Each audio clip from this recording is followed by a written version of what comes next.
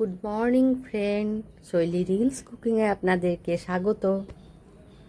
সকাল হয়ে গেছে, 9টা বাজলো। আমার অনেক সকালে ঘুম থেকে উঠেছি, কিন্তু না আর এত ল্যাদ লাগছে, ভালো লাগছে না একদম। মা বাবা নেই, আর রবিবার, তারপর হাজব্যান্ডের ইভিনিং শিফট ডিউটি সকালে, বা ছেলে পড়তে চলে গেছে, আর যুবরাজ সকালেই উঠে গেছে। তারপরে না আমি একটু শুয়ে পড়েছিলাম, আমার শরীরটা না প্রচণ্ড উইক লাগছে, ভালো লাগছে না। তো এতদিন ব্লগ করা হয়নি, তো ভাবছি এবার থেকে রেগুলার ব্লগ দেবো। গুড মর্নিং বলে দাও। Good morning. এই যে যুবরাজ এসছে, চলুন একটু। 9টা বাজলো, রান্নাও করতে হবে, হাজব্যান্ডের ইভিনিং শিফট ডিউটি। এত ল্যাদ লাগছে আজ, একদম রান্না করতে ইচ্ছে করছে না। বল জুবি, ভালো লাগছে না। তো জুবির আজকে টিউশন নেই, স্কুল নেই, তো কাল থেকে আবার স্কুল, কালকে আবার হেক্টিক ডে শুরু হয়ে যাবে। দেখি আর সারাদিনটা কী করে কাটাই, ল্যাদ খেয়ে খেয়ে আপনাদের সঙ্গে একটু কাটাবো, আপনাদের সঙ্গে শেয়ার করব। আর এই যে আমার যুবরাজ চলে এসছে, ব্রাশ করেছে, ও ঘুম থেকে উঠে গেছিলো 6:30টায়, ও এখানে শুয়ে ঘুমোচ্ছে। চলুন এগুলো সব গুছিয়ে বাগিয়ে নিই। আর প্রচুর জামা কাপড় কাচা হয়েছে, সেগুলো গোছানো হয়নি, সেগুলো গোছাবো। একটু চা খাবো, আগে চা খেয়ে একটু ঘুমটা কাটিয়ে নিই, তারপর হেয়ারটা অয়েলিং করতে হবে। আপনারা বলুন তো, হেয়ারের কোনো গ্রোথ হয়েছে কিনা একটু, ওই অ্যাবিবা ওই হেয়ার অয়েলটা লাগিয়ে, যাই হোক, বুঝতে পারছেন কিনা জানি না। আমার তো সেরকম কিছু লাগে না, কারণ আমার ইউজ করাটাও কম হচ্ছে আর কি। তো চলুন চা খেয়ে নিই একটু, এবং হেয়ার অয়েল করে নিই। তারপরে দেখা যাবে কি রান্না করব আজকে। প্রতিদিন এক ঝামেলা, কি রান্না করব, সকালে কি রান্না, বিকেলে কি রান্না, তাই না বাবা? খুব মুশকিল। চলুন, আমার বড় ছেলে টিউশন পড়তে গেছে, এক্ষুনি চলে আসবে। চলুন আমি একটু চা করে ওদের জন্য টিফিন বানাবো। চলুন দেখতে থাকুন। চলুন, সেই তেলটা নিয়ে চলে এসেছি, যে তেলটা আমি বলছিলাম আমি ইউজ করছি, নামটা এই যে কেশপাল্লাভ। তো এটা আমি ম্যাসাজ করে নিই, ভাবলাম কাল রাতেই ম্যাসাজ করব, কিন্তু করা হয়নি। এত কাজের চাপ না, একা থাকলে প্রচণ্ড কাজের চাপ, জানেন তো। ঘুমটা প্রায় অর্ধেক হয়ে গেছে এখানে আসার পর থেকে। চলুন মাথায় তেলটা নিয়ে নিই। এদিকে যুবরাজ অরিও বিস্কুট খাচ্ছে, তারপরে ওকে দুধ বিস্কুট দেব। বড় ছেলেও পড়ে চলে এসছে, ওর এই কদিন একটু রেস্ট ছিল, তারপর স্যাররা আবার পড়াবে, অনেকগুলো টিউশন। মাথায় তেলটা নিয়ে নিয়ে আমি রান্নার কাজে লেগে পড়ব। আজকে রবিবার, আজকে আমাদের তো এরকম অফ ডে বলে কিছু থাকে না, নাইটের পরে অফ হয়। তো রবিবার মানে এই যে অফ ডে তা নয়, ছেলেরা স্কুলে ছুটি পায়, তো বাচ্চাটাদের, আমার ছেলের কোনো স্কুলে টিউশনের ছুটি থাকে না। ভাবছি ডিমের একটা রেসিপি বানাবো, আপনাদের সঙ্গে অবশ্যই শেয়ার করবো, যদিও আমার বড় ছেলে একদমই ডিমের কারি টারি পছন্দ করে না। তাও আজকে ভাবছি, মাছ খেতেও ভালো লাগছে না, মাংস খেতেও ভালো লাগছে না, ভাবছি ডিমই বানাবো। চলুন একটা ডিমের রেসিপি আপনাদের সঙ্গে শেয়ার করব। আমি মাথায় তেলটা নিয়ে নিই, আর আমার ছোট ছেলেকে একটু বিস্কুট টিস্কুট খাইয়ে নিই, এই যে খাচ্ছে।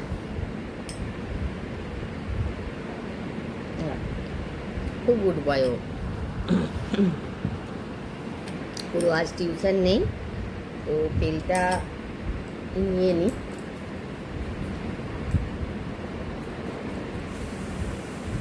এটা আমি জাস্ট রুটে নেব, এবং বাকি চুলগুলোতে আমি নারকোল তেল নিয়ে নেব, এবং এক দেড় ঘন্টা মানে আমার অনেকক্ষণই হয়ে যায়। আমি সব কাজটা সেরে তো পুরো মাথায় স্নান করি, সকালে একবার তো স্নান করি আর কি, অর্ধ স্নান যাকে বলে।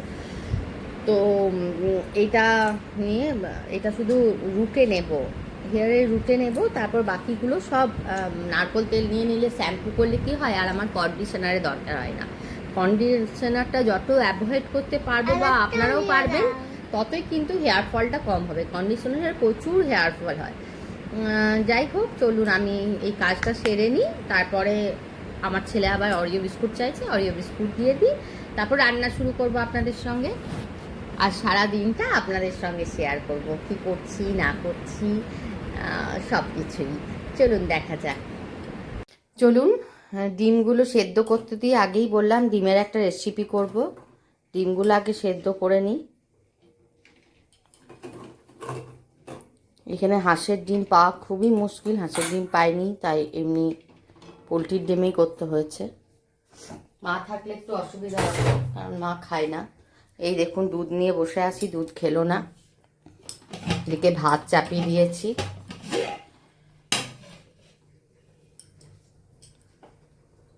চলুন ডিমটাতে একটু নুন দিয়ে দিই, তাহলে সেদ্ধ হতে টাইম লাগবে না, তাড়াতাড়ি সেদ্ধ হয়ে যাবে। কারেন্ট অফ হয়ে গেছে, বাবা এখনও ঘুমোচ্ছে। এদিকে দেখি বেলকনির দরজাটা খুলে দিই, তাহলে একটু লাইট আসবে। যাচ্ছে তাই অবস্থা হয়ে আছে। দেখুন কত জামা ডাঁই হয়ে আছে, কিছু গোছানো হয়নি। চলুন এখানটা গুছিয়ে নিই এখন, ততক্ষণ গুছিয়ে নিই। যতক্ষণ পর্যন্ত কারেন্ট না আসে। আমি ডিমগুলো সেদ্ধ বসিয়ে দিয়েছি, এরপর টমেটোটা সেদ্ধ করব।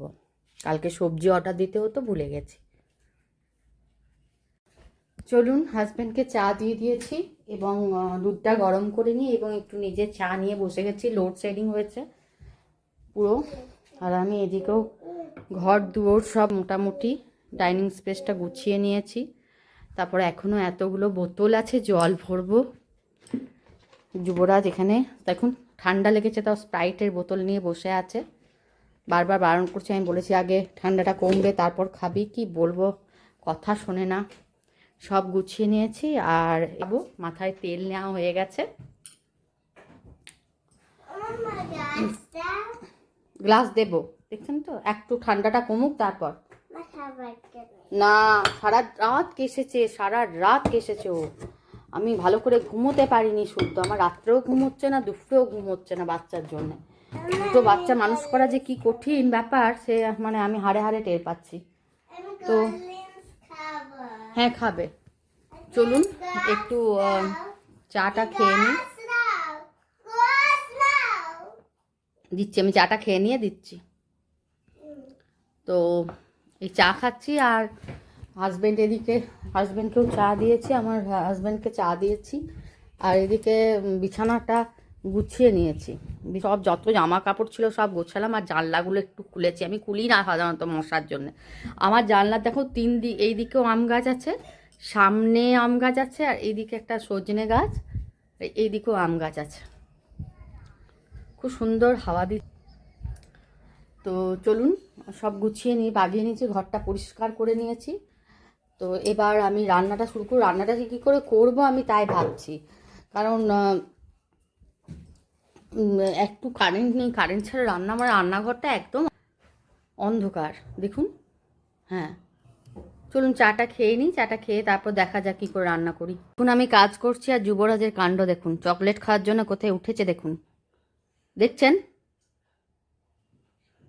কি বলবো বলুন তো। ডিমগুলো আমি সেদ্ধ করে নিয়েছি এবং এদিকে একটু বেরেস্তা ভেজে নিচ্ছি, আর এদিকে 3টে টমেটো সেদ্ধ করে নিয়েছি। আজকের রেসিপির নাম হচ্ছে ডিম টমেটোর রসা। তো এটা করে নিয়ে আর একটু পেঁয়াজ পোস্ত করব। আর কালকে না সবজি অর্ডার দেওয়ার কথা ছিল, আমি ভুলেই গেছি। যাই হোক, কালকে বাচ্চাটা না প্রচণ্ড জ্বালাতন করেছে, সেই জন্য আমি ভুলে গেছি। তারপর বড়টাকে পড়ানো, সব মিলিয়ে না আমি ভুলে গেছি আজকে সবজি অর্ডার দিতে হবে। আজ বিকেলে দিয়ে দেবো, আজকে কোনো রকমে চালিয়ে নিই। চলুন বেরেস্তাটা ভেজে নিই এবং টমেটোগুলো সেদ্ধ করে খোসা ছাড়িয়ে ম্যাশ করে নেব। ডিমগুলো সেদ্ধ আমি গায়ে একটা করে 2-3টে করে কাট লাগিয়ে নিয়েছি এবং ঘিতে ভাজতে হবে। এটা ঘিতে আমি লাল করে ভেজে নেব ডিমগুলোকে। এদিকে টমেটোটা কিন্তু সেদ্ধ হচ্ছে।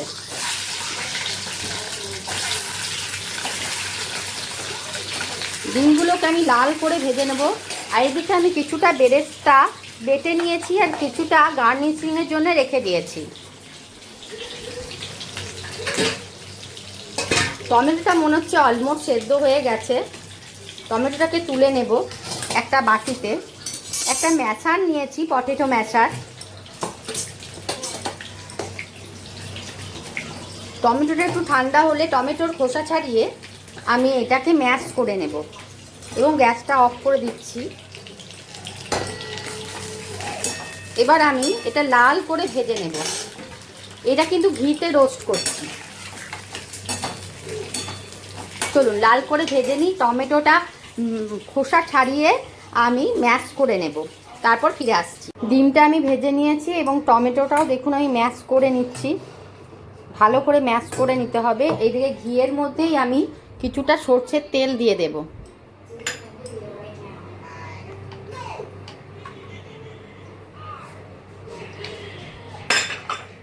ঘিয়ের মধ্যে সরষের তেল এবং তেজপাতা দেব। তেজপাতা দিয়ে টমেটোটা দেব। তেজপাতা এবং গোটা গরম মশলা এবং একটি কাঁচা লঙ্কা আমি ফোড়ন দিলাম এবং টমেটোটা যে ম্যাশ করছি এবং খোসাগুলো ছাড়িয়ে ছাড়িয়ে ফেলে দিচ্ছি। দেখুন টমেটোটা ম্যাশ হয়ে গেছে, দেখিনি একবার।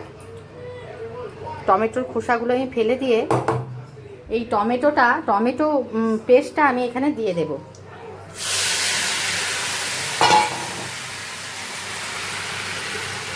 আমি একটা খুন্তি নিলে ভালো হতো। একটা দুটো খোসা থেকে গেলেও কোনো অসুবিধা নেই, এই কষাতে এটা গলে যাবে। আমি আঁচটা বাড়িয়ে দিলাম।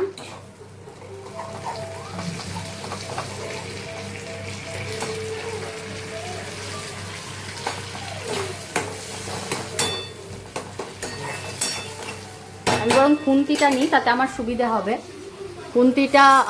খুন্তিটা নিয়ে নিই, তাহলে আমার সুবিধা হবে।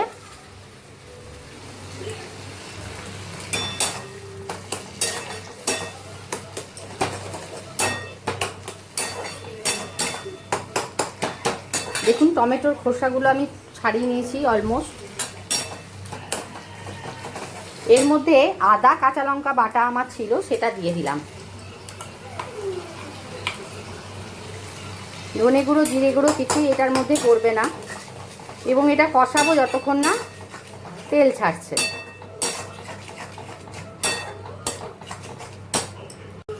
আমি নুন, হলুদ এবং চিনি এবং কাশ্মীরি মির্চের গুঁড়ো দিয়ে দিলাম এবং পুরো মিশ্রণটা কষাবো। এটা যে বেরেস্তাটা আমি বেটে রেখেছি, আর একটু বেরেস্তা রেখেছি গার্নিশিংয়ের জন্য। বেরেস্তা বাটাটা আমি একটু পরে দেবো, এটা তেলটা ছেড়ে গেলে।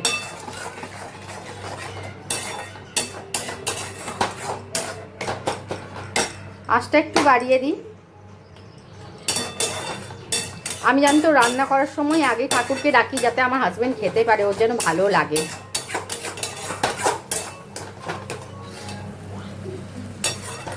একটু কষতে হবে এটা। টমেটো সব মিশ্রণ মশলা সব ভালো করে কষে নিচ্ছি আমি। এরপর আমি দিয়ে দেবো বেরেস্তা বাটাটা। বেরেস্তাটা লাস্টে দেয়, কিন্তু আমি বাটা দিচ্ছি এই জন্যে কারণ আমার ছেলেরা ওই মুখে পড়লে খুব একটা পছন্দ করে না।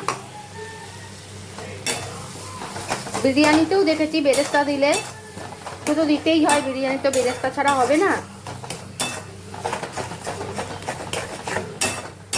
দেখুন এই তেলটা ছাড়া পর্যন্ত আমি অপেক্ষা করব।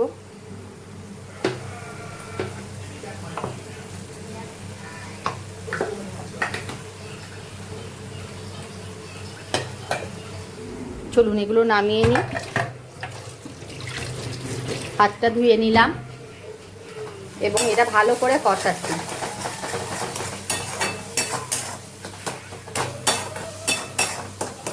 ডিম টমেটোর রসা আজকের রেসিপির নাম। আমি ব্লগের মধ্যেই সব কিছু রেসিপিটাও শ্যুট করে দিলাম, পুরোটা দেখাবো না, মানে লং ভিডিও হয়ে যাবে খুব। তো যাই হোক, এটা আমি কষে নিয়ে তেল ছাড়লে আমি ডিমগুলো দিয়ে দেব। কষে নিই, তারপর ফিরে আসছি। দেখুন টমেটোটা প্রায় অলমোস্ট কষা হয়ে গেছে এবং কালারটাও চেঞ্জ হয়ে গেছে। আমি দেখি একটু মশলাটার কোনো গন্ধ উঠছে কি না। না, নুন মিষ্টি সবই দেওয়া হয়ে গেছে। এবার আমি ডিমগুলো দিয়ে কষাবো।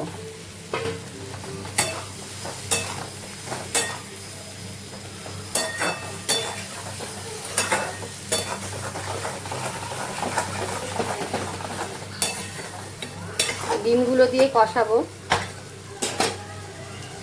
এবং কিছুটা জল আমি দিয়ে দেব। কিছুটা জল আমি দিয়ে দিলাম। রসা তো মানে একটু রস রস, একটু গ্রেভি গ্রেভি হবে, তবেই ভালো লাগবে।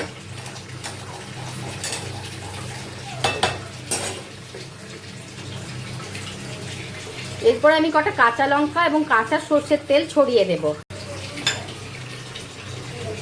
কাঁচা সর্ষের তেল এবং কাঁচা লঙ্কাটা আমার আনা হয়নি, ফ্রিজে আছে, আমি দিচ্ছি। কাঁচা লঙ্কা আমি দিয়ে দিলাম। এবং দেখুন, যেহেতু নুনটা আমি টেস্ট করতে পারবো না, কারণ আমি রান্না করতে করতে টেস্ট করা অভ্যাসটা আমার নেই, আমি বুঝতেও পারি না, সেই জন্য এটা আমি একটা ঢাকনা দিয়ে ঢেকে দেব।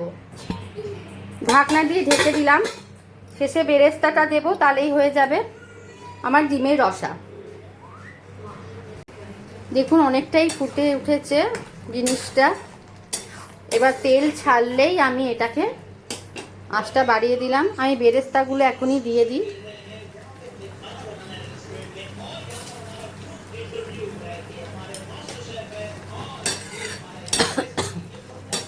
তেল ছাড়লে আমি নামিয়ে দেব এবং চাপা দিয়ে রাখবো যতক্ষণ না আমি সার্ভ করব। দেখি লাস্ট কেমন স্ট্রাকচারটা দাঁড়ায়, সেগুলো আপনাদের সঙ্গে শেয়ার করছি। তৈরি হয়ে গেল ডিম টমেটো রসা। কেমন হয়েছে আপনাকে পরে বলবো, কারণ এখন তো আমি খাবো না। এটা আমি চাপা দিয়ে রেখে দিচ্ছি যতক্ষণ না আমি সার্ভ করব। প্রথম সার্ভটা আমার হাজব্যান্ডকেই করব। চলুন এবার একটু পোস্ত বাটাই আছে, এই পোস্তগুলো দিয়ে একটু পেঁয়াজ পোস্ত বানিয়ে নিই। পোস্তর যা দাম, পোস্ত নষ্ট করার তো কোনো কথাই হয় না। জানি না কে কতটা খাবে না খাবে। পেঁয়াজটা কুচো করে টমেটো পোস্তটা করে নিই। কি করবো না, পেঁয়াজটা কুচো করে নিই এবং টমেটো পোস্ত বানিয়ে নিই।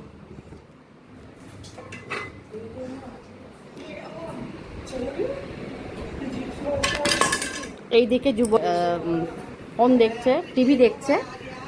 আর চলুন, এই যে পেঁয়াজি খাচ্ছি, হাজবেন্ডে পেঁয়াজি ভেজে দিলাম এবং মুড়ি দেব। ইভিনিং শিফট ডিউটি, এই যে এখনও 1টা বাজলো, ও একটার সময় 1:30টার সময় বেরোবে। এই যে যুবরাজের কি কষ্ট হয়েছে আপনারা একটু না, তোমাকে দেখাবো না।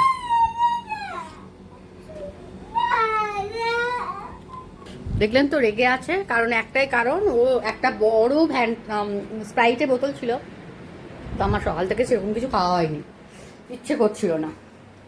একটু স্প্রাইট ঢেলে খেয়েছি, তার জন্য বলছে আমাকে এক্ষুনি কিনে আনতে, কমে গেছে।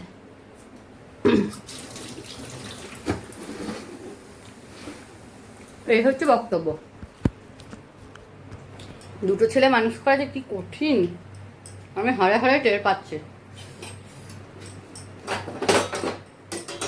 এবার আমি গ্যাসটা মুছে ছাদে কাপড় আনতে যাব। তারপর হাজবেন্ডকে খেতে টেতে দিয়ে রওনা দেবে ও।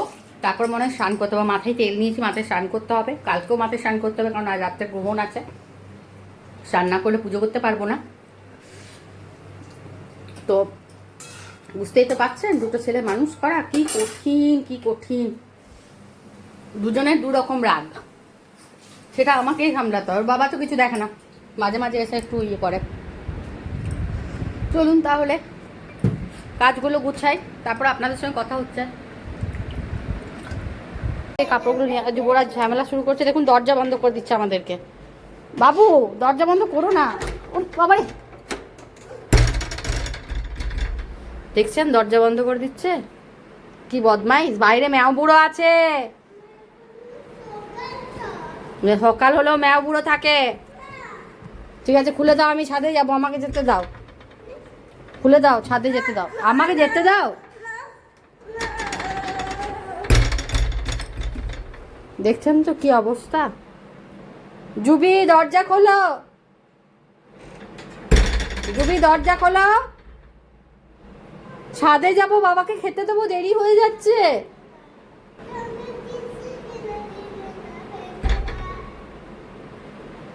আমি কিনে দেবো বলেছি তো, কালকে বড় বড় দুটো এনে দেবো। তুমি দরজা না খুললে কিনে দেবো না।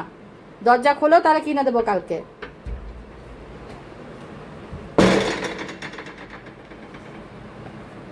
চলো চলো ছাদে নিয়ে ছাদে যাও।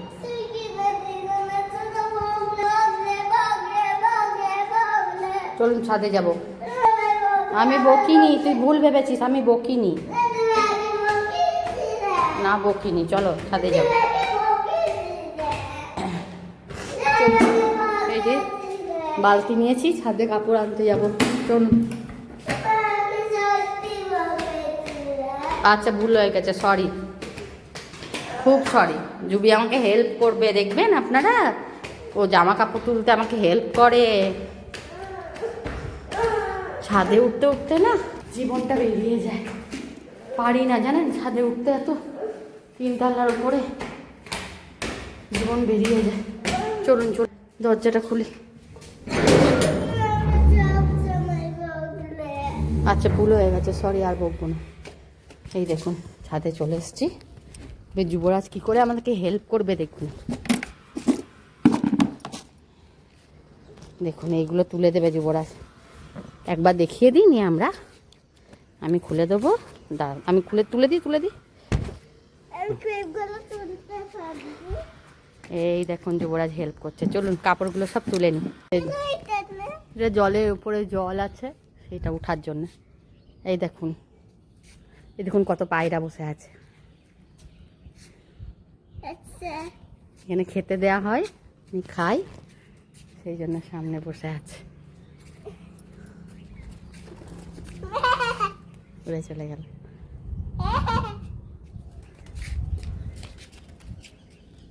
এই দেখুন যাচ্ছে, এখানে খেতে দেয় ওদেরকে কোয়ার্টারে। চলুন এই দেখুন প্ল্যান্ট দেখা যাচ্ছে আমার সামনেই, কোয়ার্টারের সামনেই প্ল্যান্ট। চলো বেটা,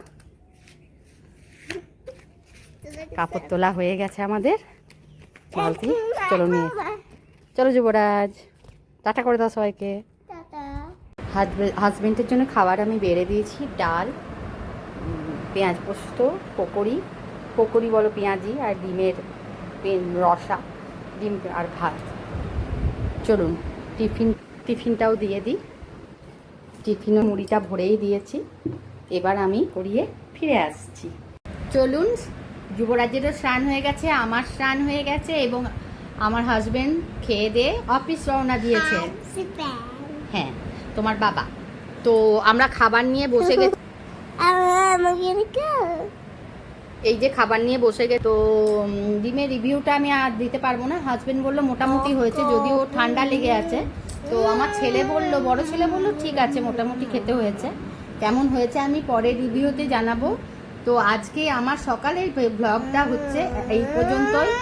আপনারা ভালো থাকবেন, খুব কষ্ট করে যুবরাজকে মানিয়ে নিয়ে এসেছি, নালে আবার রেগে যাবে, আবার চলে যাবে, কি কষ্ট জীবনে আমার, কি বলবো। ঠিক আছে, ওকে খাইয়ে নিই, খাওয়াতে তো 1 ঘন্টা লাগবে। চলুন তার সত্ত্বে আমিও খেয়ে নেবো, আজ সকাল থেকে কিছু খাওয়া দাওয়া সেরকম হয়নি। তো আজকে ব্লগটা এই পর্যন্তই, সুস্থ থাকবেন, ভালো থাকবেন, আর আমার চ্যানেলটা যদি ভালো লাগে, আমার লাইফস্টাইল যদি ফলো করতে চান,